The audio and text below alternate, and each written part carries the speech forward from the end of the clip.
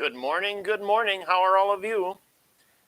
Give me a thumbs up that you can hear me, making sure that I've got everything up and running. Give me a thumbs up if you can hear me. I'm just kind of getting myself set up with the assignment questions here.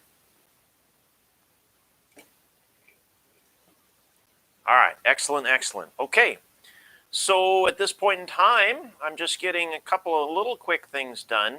A couple of updates that we're going to make here. I'm actually going to, I'll fill you in a little bit right now, but we're going to have a little bit of a change in our schedule potentially here as we keep getting more information coming in for when quarter four finally does start on April 6th. I just got out of a meeting with some of the other instructors, with Miss Hinton and Mr. Keenan, about times when we can actually meet and do this live feed type of thing, because we've got some kids that are in some other advanced courses or other like CIS courses, or maybe you've got other teachers that are going to want to meet to do something live like this if that ever does become available. And so you can expect that in the very near future here, what we're going to be doing is probably going to a modified schedule, so to speak, where we will consider that classes potentially would start at like 8 a.m. They'll run 8, 9, 10, 11, 12 for period 1 through 5. Each class having a maximum of 50 minutes. But now what that's really going to be is not so much for doing the lesson and things like that. It's going to be the opportunity for instructors to meet with kids so kids can ask questions on assignments or meet with students, whatever the case may be, as the instructor sees fit. So what that would mean for us in terms of the Algebra 2 is that those in period 1, we'd probably be looking at having our live streams when we need them happening from 8 to 8:50. And then I would go back on for period 4 from 11 to 11:50. And we would not necessarily use all that time, but that's kind of the time frame that we might be looking at how changes could occur. Because if there's some of you that have a class during period 1 and they want to meet with you during a live stream, if they choose to do that, or a meeting, or however they do it, they have that opportunity. Okay, so as this lays out, I'll try to get more information. I'm sure that as next week goes on, even though it's spring break, we're going to continue to get more information as we move forward. So with that said, I will definitely give you an update on that. I'll put that out on Schoology as an update later today. But at this point in time, let's go ahead and take a look at that assignment from yesterday, and then we'll get you onto the quiz. So go ahead and put up a question, and we'll go from there.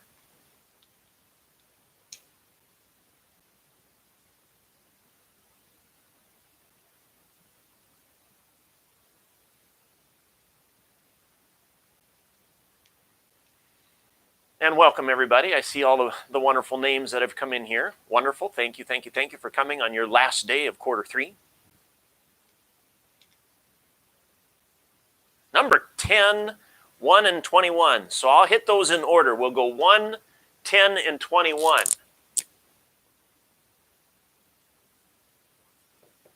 Okay. So looking at problem number 1, we have 4 to the power of 2x plus 3 is equal to 1. Now, in this particular case, the situation is that we have to get to same bases. Well, 4, the only thing I could do is change that to base 2. I don't necessarily need to do that here. What I need to be thinking about is what are the representations of 1 that we have.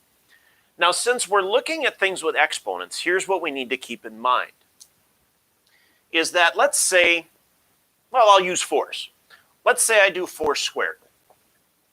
You would know that 4 squared is 16, okay? We would know that 4 to the first power would be 4. So consider the pattern here. If I did 4 to the third, that'd be 64. Okay, so maybe this will make it a little bit easier to see a pattern here. Now, look at the exponents. Notice that the exponents are coming down by 1. But look at the pattern that you could say is developing with 64, 16, and 4. That's a division by 4. So to get to the next one, 64, 16, 4, I would divide by another 4. 4 divided by 4 being 1. 3, 2, 1 for exponents. This would be 4 to the 0 power. So what this is telling us in this particular case is that I'm going to need to rewrite 1 using base 4, but understanding that any base to a 0 power, doesn't matter if it's 4, 10, x, y, anything to a 0 power is 1. So what that would say is that I'm going to rewrite the 1 as 4 to the 0 power. So when I now take a look at things, now I can match up my exponents. The bases are the same, so the exponents must be equal to each other. And that's where I can say 2x plus 3 is equal to 0. Subtract 3, divide by 2, and we have our result. There's problem 1. Okay, let's take a look at problem 10.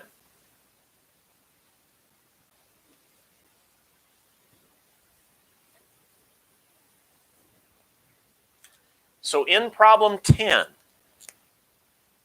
I know it's going to look a little weird because I'm looking at my screen to the side here to get things, so it's going to look a little goofy here. So here we have 2 to the x over 2 to the x.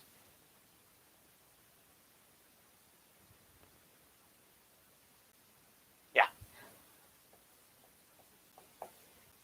Is equal to 2 to the negative 2x. Okay. So I'm guessing the issue is what's going on right here. Well, this one actually turns out to be very similar to problem 1. Now look at the fact that you have 2 to the x over 2 to the x here. They are identical, just like, say, 3 over 3. If these are the same, their variables, both x's, would have to be the same number regardless of what number that would be. So it would be also like saying 3 to the 5th over 3 to the 5th is the same kind of idea here. So what this is telling us about our expression here is that that piece, 2 to the x divided by 2 to the x, is just 1. So then recognizing out of this, again, this is only one way to look at it. 1, then I could write as base 2 and say 2 to the 0 power is equal to 2 to the negative 2x. And then 0 is equal to negative 2x, division by 2, and we get x is equal to 0. Okay, now that's assuming I read that correctly. Yeah, okay. Now, the other way that a person could have looked at that same connection here is that when you're dividing, you're essentially subtracting exponents. So you could have also looked at it and said 2 to the x minus x, which would also be 2 to the 0 power. It's another way to do it. In this particular case, that keeps it as base 2. All right? Okay. Let's go to 21. Then I do see the 18 and the 5, so I will hit those. Okay, let's get to 21, then we'll go to 18, then to 5.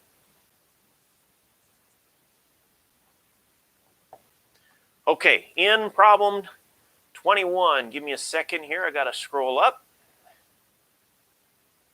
Oh yeah, lots going on this one. Okay, so in 21, we've got 1/6, and it's that entire fraction raised to 3k plus 2. That's being multiplied by 216, and that's to the 3k power, is then equal to 1 over 216. Okay, this is definitely one of the more challenging problems here. So in this particular case, what I have to take a look at is the fact that my base I'm going to use here is going to be base 6. The 2/16 that I see here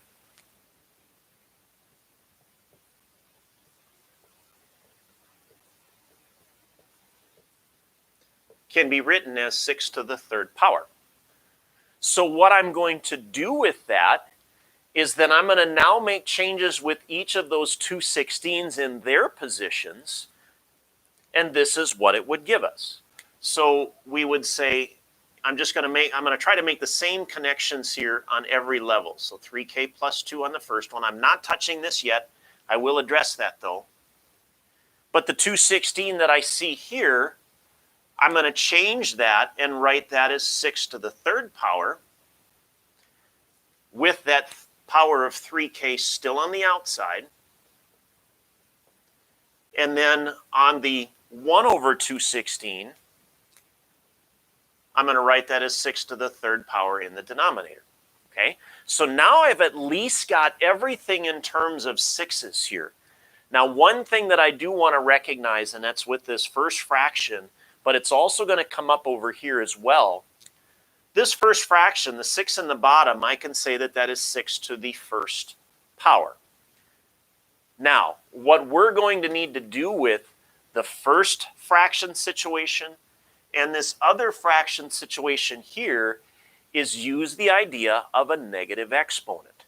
You might recall from previous material that if I have a negative exponent, it would allow me to cross the denominator and write the exponent as a positive. Well, here we're going to be going backwards. So instead of having like 3 to the negative fourth power that I can write as 1 over 3 to the fourth power, okay, that's the way you've seen it previous. What we're essentially doing is we're going to take this form and convert it back to a negative exponent. So if it's a positive exponent on the bottom, I can move it back to the top, but it would be a negative exponent.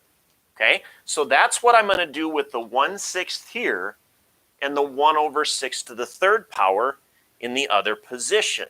So what will happen is that this first fraction I can write as 6 to the negative first power, which is then raised still to that 3k plus 2, times 6 to the third power that I've adjusted already to the 3k. And then over on the other side, that would now become 6 to the negative third power. All right? Now we don't have the fractions to look at anymore. And now I can start dealing with the individual pieces here. So I've got to be a little bit careful. So before I pull everything out of exponents, I've got to make sure all of my bases on one side are combined so that's just one base. So that means I got a little more work to do here. So in this first one, we have to keep in mind that exponents will multiply here. So when I write this as a single base, it would be negative 1 times the 3k plus 2, and we'll have a distribution there in a moment. 6 to the third to the 3k, let's do the multiplication of that. That would just be 9k. And then 6 to the negative third on the other side. Nothing we've got to touch there at this point. But now we have the next process. Now we've got a base with an exponent multiplied to a same base with the exponent. That allows me to add the exponents. So in this move, I get to say 6 to the first exponent, negative 1, times the 3k plus 2.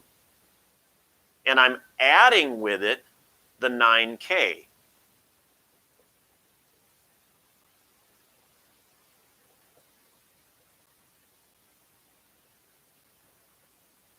It is at this point now that I finally can write the equation that I would then need to solve. The negative 1 times the 3k plus 2 plus a 9k is then equal to negative 3. And from there, then we can go ahead and finish the problem. So this particular one really had a lot of preparation work to get through before I could actually match up my exponents here. Okay, so again, just as a quick rehash, My fractional exponents I have to look at, or excuse me, my fractions I've got to look at as a base of 1 and bring it up as a negative. Same here. But again, it's getting that same base. Yeah, a lot of work here. Is that enough, or do you need me to keep going? Give me a thumbs up if you're good at this point for problem 21.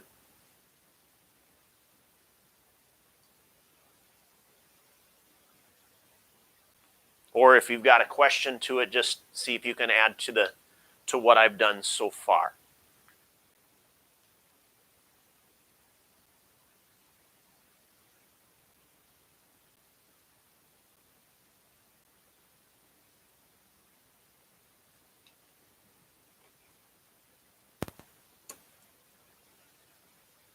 All right, so we're good there. All right, so moving on, we're taking a look at number 18 next.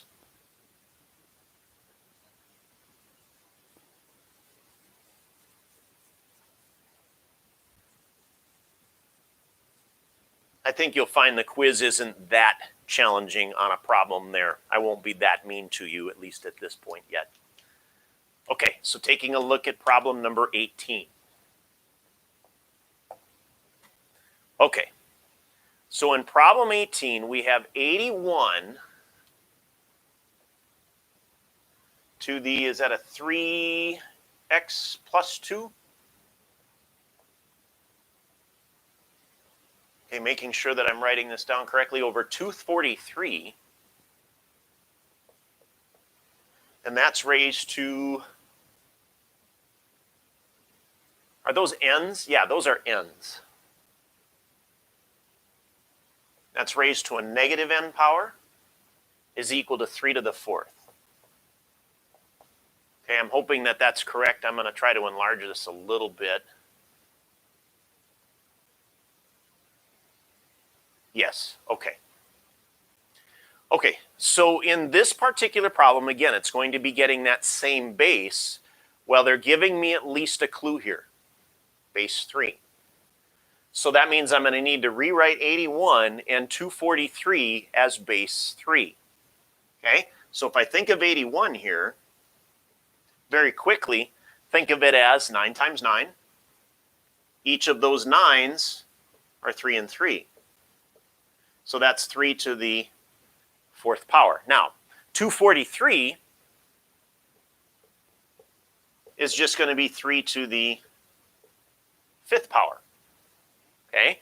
Because if I take 81 and multiply by 3, 80 times 3 is 240. 1 times 3 is 3. There's my 243.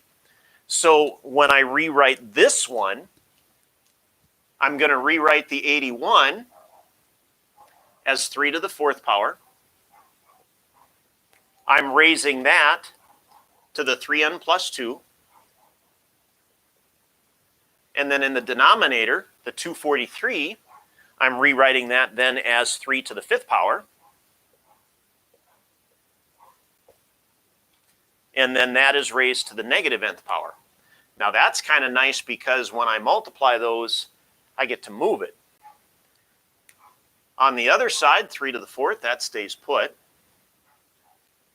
So now, let's keep cleaning this up. So I can now say 3 to the power of 4 times 3n plus 2 over 3 to the negative 5n is equal to 3 to the 4th power. Okay? Now, because of that negative exponent here, guess where this all gets to come? It all gets to come to the top. So what we now get to say would be 3 to the power of 4 times 3n plus 2 times 3 to the positive 5n is equal to 3 to the 4th. Now I've got all my bases on the same level. I still have to bring these together, so that'll be an addition of the exponents. So before I get to my final step of solving, I get 3 to the power of 4 times 3n plus 2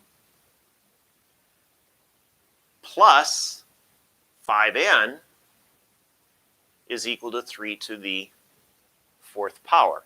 So again, multiplying like bases, I'm adding my exponents. So I'm finally then at the point where I can say bases are the same, add the exponent, or excuse me, match up the exponents. So now we've got 4 times that 3n plus 2 plus the 5n is then equal to 4, and I can solve it from there. All right, give me a thumbs up if that's enough, or if you need me to go further, just say go further.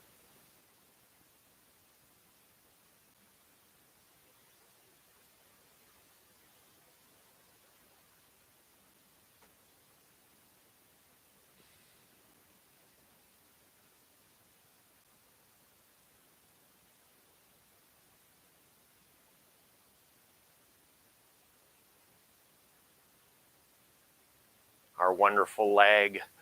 Are you there, Cindy? Are you there? There we go. Okay. All right.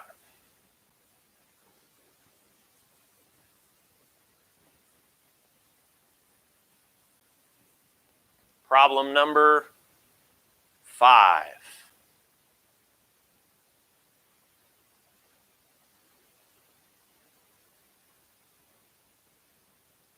Okay, so Blessing, take a look at problem number 5 as it compares to problem number 1. Okay, compare problem 5 to problem 1.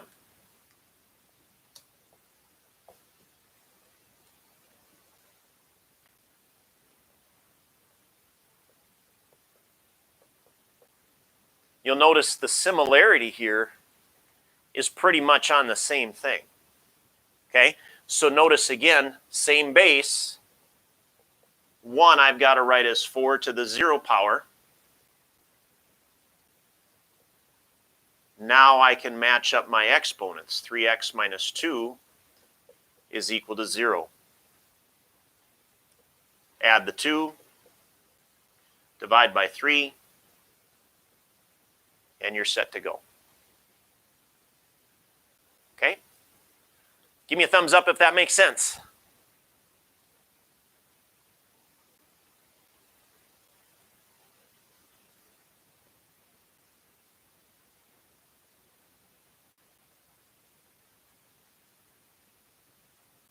All right. Looks good, looks good. Okay, so granted there were some problems within that were a little bit more challenging. You know, hopefully we're getting the idea of how to handle those now, is that it's all about getting that same base and then getting all those bases, if you've got fractions, up to the same level so you can combine using adding and subtracting of exponents, okay? But again, keep in mind, when you change a base, you might have to have a multiplication of an exponent to that. So, final questions. Are there any other things we want to take a look at, or any general questions? If you've got a general question, just type it. Or any final questions on problems, type the problem number.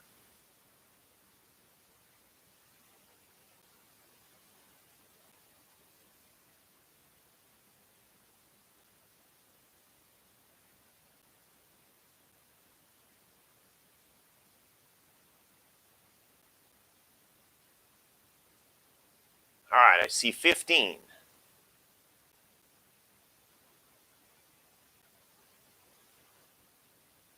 And 16, okay. So I'll hit those real quick.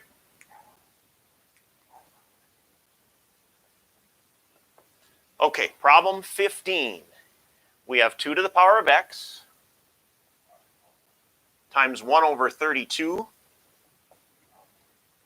is equal to 32 itself.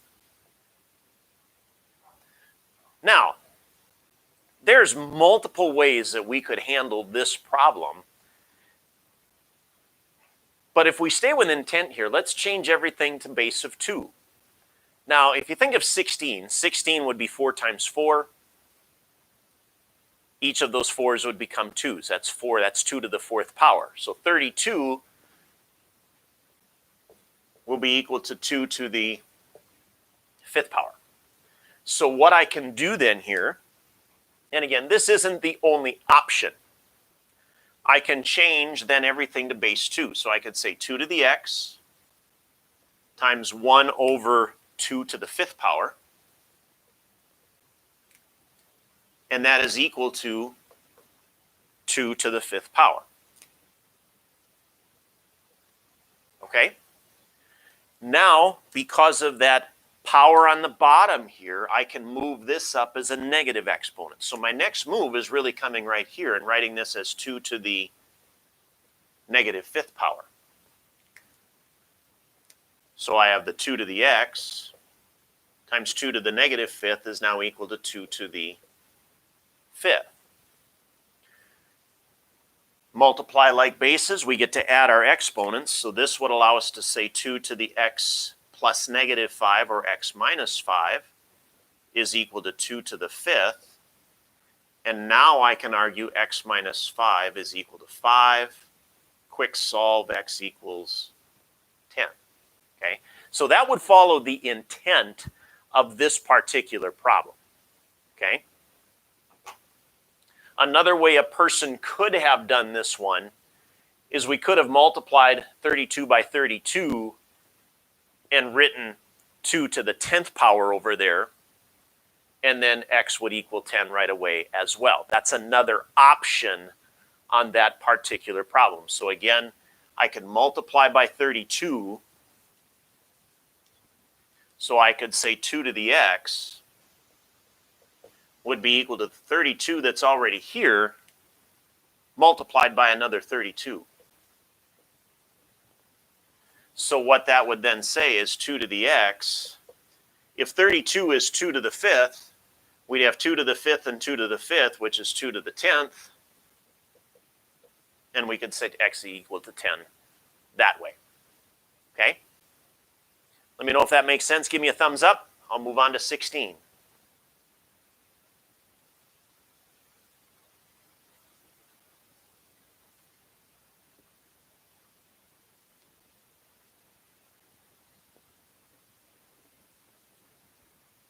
All right, 16. We'll do all this the last problem, then we'll get yourselves into the quiz. Finish out your quarter here.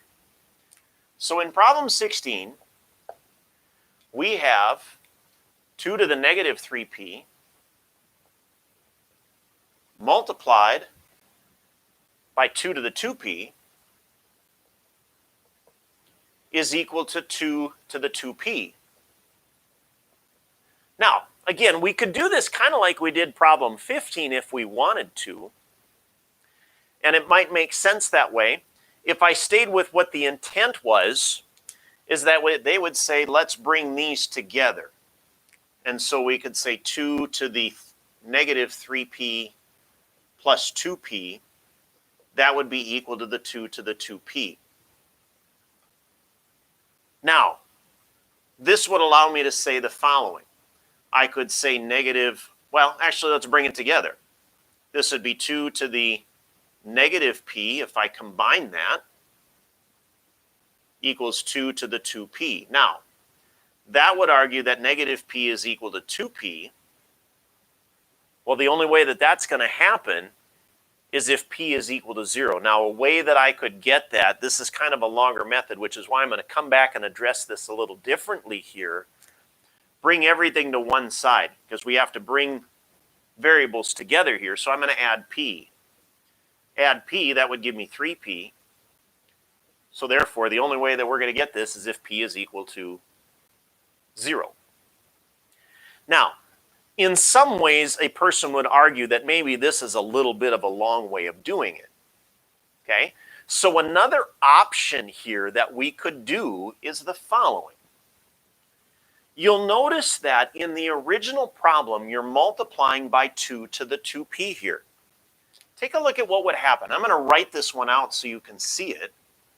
Let's say I decided to divide by 2 to the 2p. Okay? If I do so, what occurs here is essentially if I look at these two chunks from that left-hand side, they would reduce. On the right-hand side, they would reduce in exactly the same manner. 2 to the 2p divided by 2 to the 2p is 1. So what we could argue then is that 2 to the negative 3p is equal to 1. Changing this to a base 2 as 2 to the 0 power. Notice I get back to that same equation. So regardless of the way that you see it, you can still get there. Okay? I think the intent is to bring everything together like I did it the first way.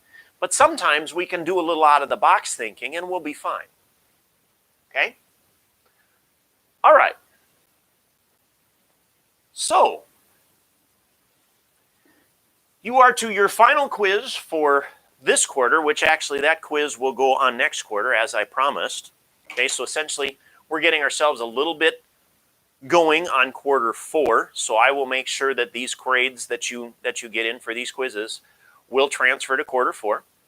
And so what we'll do then is that this is going to be the last live stream until next, it'll be Tuesday, the 7th of April, okay? So we are going to take our spring break here. You've all given me a lot of good time the past couple of weeks, and you don't know how appreciative I am of that you actually have taken the time to come in and actually do a little bit of work. I'm sure that some of you are feeling that at least it covers a little bit of boredom, maybe as a breakup of other things, whatever that case may be, but hopefully you're all doing well. So at this point in time, what I'm going to do is we'll close off the live stream, and then I will open up the quiz. You'll have a certain amount of time to take the quiz, and then you'll be good to go. Now, it's another one of the online quizzes, so you'll get your results back right away, but we won't get back to that until after we get back from spring break. So at this point in time, everybody, I'm going to wish you well for your week. Stay safe, stay healthy, get exercise, though. Enjoy your little week off, because as you come back, it's going to ramp up a little bit, and we've got to adjust to a little bit of that as well. So keep in mind, look for updates through the week here. Next week, I'll still be doing things just to make sure that we're onto a schedule that is going to work not only for us, but for other instructors as well. So with that, everybody, I wish you well. Have a great break. I'll see you in a week. Bye-bye.